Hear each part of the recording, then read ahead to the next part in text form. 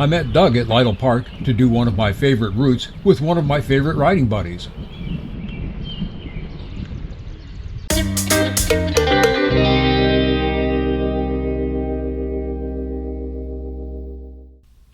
My buddy Doug was in from Birmingham, Alabama.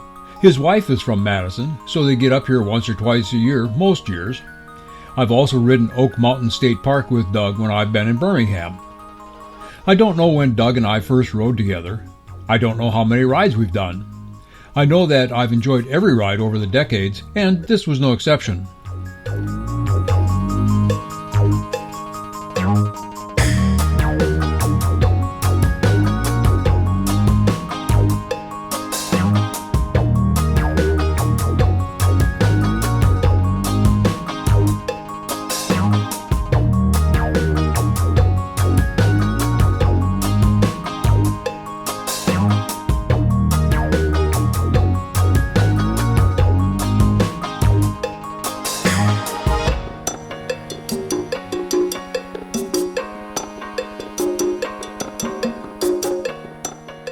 Doug said he wanted to do a gravel ride.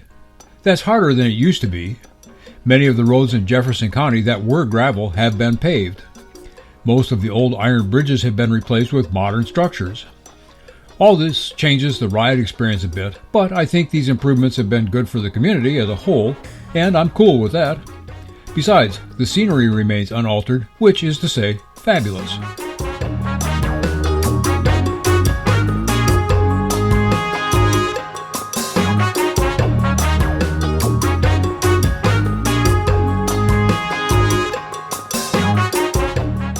Lower Dry Fork Road is one of those that had been gravel and a great example of how roads that get paved preserve their scenery.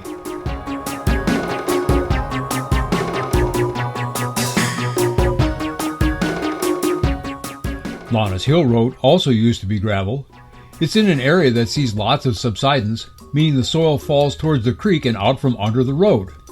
The result is that Lanas Hill Road is a fun descent, but you have to exercise more caution due to the irregularities in the pavement.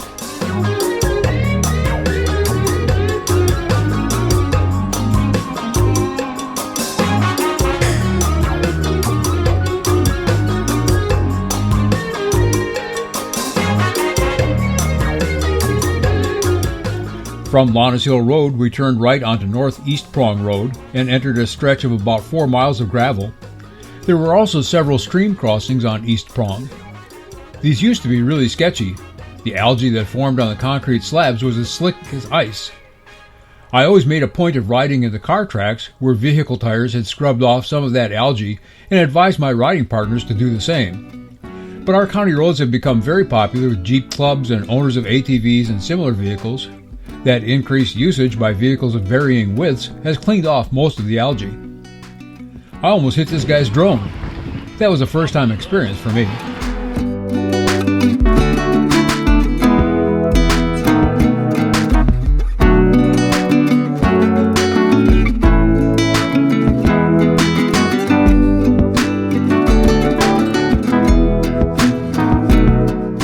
About this time I had an onrush of fatigue.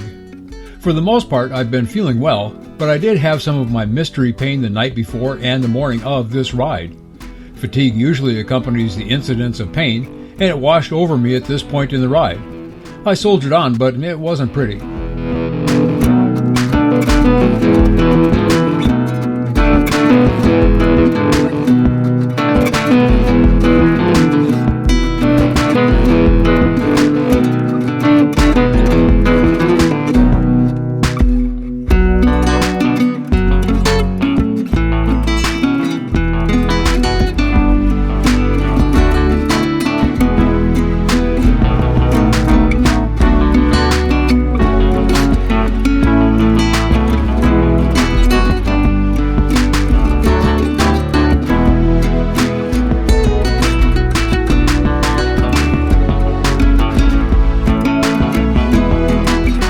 The Jeep families we had seen at the first crossing overtook us soon after we got onto East Brushy Fork Road.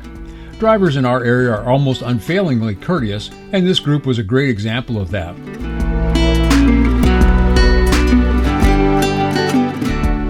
Here's the ascent of Manville Hill. To my recollection, Manville Hill Road has always been paved, but the pavement degraded really badly before resurfacing took place. That resurfacing is holding up well. My thanks to those supporting my efforts. You can do so on a monthly basis through Patreon or with a one-time contribution through PayPal. Links are in the description.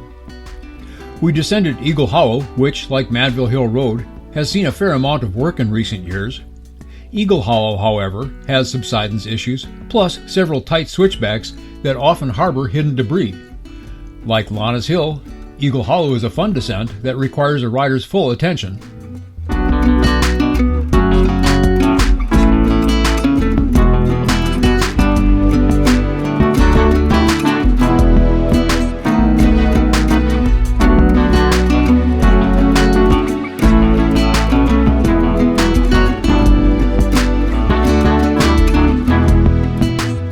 We rode about a mile of State Road 56 before ducking down to the riverfront.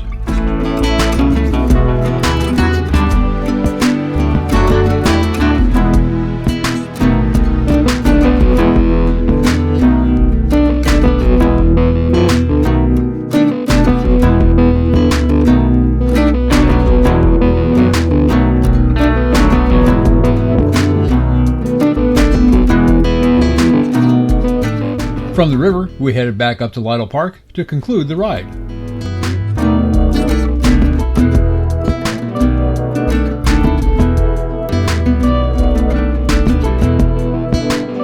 I'm Rich Reese, and I'll see you out there.